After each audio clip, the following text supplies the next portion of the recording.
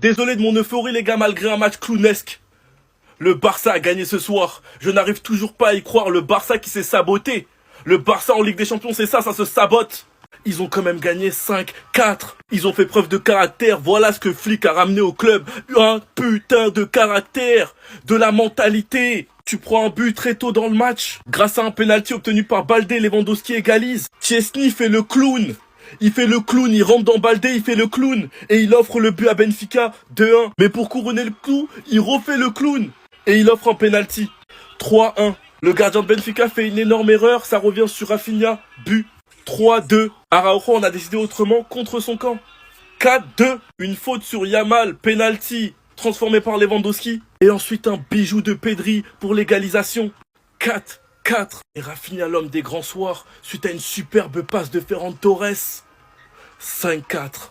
Un match riche en émotion. Ce qui compte, c'est la victoire. Mais les erreurs qu'on a fait, c'est très très grave. Sinon, vous les gars, vous en pensez quoi? Ramenez-le sur Snapper, on s'ennuie. Qu'une personne ose me dire que Rafinha n'est pas prétendant au Ballon d'Or. Qu'une personne ose me dire que Rafinha n'est pas prétendant au Ballon d'Or. Tous les Barcelonais, on s'est mis d'accord et on vous fait cette propagande. Rafinha est prétendant au Ballon d'Or. Il sera dans le top 10 cette saison, forcé déjà. Reste à voir la place qu'il aura, ça dépend des titres que le FC Barcelone va gagner. Rafinha répond présent dans tous les gros matchs. Face au Bayern, c'était lui. Face à Dortmund, c'était lui. Face à Madrid, les deux classicos, c'était lui. Ce soir, face à Benfica, c'est lui qui te met le but du 5-4. Le Barça était largué. Le Barça s'est saboté tout seul dans le match. A donné 3 buts à Benfica. 4-2. On égalise. Super ballon de Ferran Torres pour Rafinha. Crochet. But. 5-4. Les grands joueurs, c'est dans les grands moments.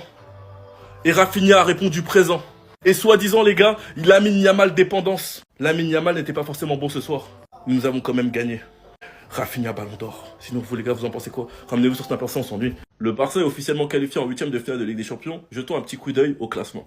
Liverpool est premier, le Barça deuxième. Liverpool est aussi donc qualifié en 8ème de finale de la Ligue des Champions. L'Atlético est troisième avec 15 points. Eux sont assurés d'être qualifiés au barrage minimum. Il y a Arsenal qui n'a pas joué, qui a 13 points par exemple. Il y a l'Inter aussi qui n'a pas joué, qui ont 13 points.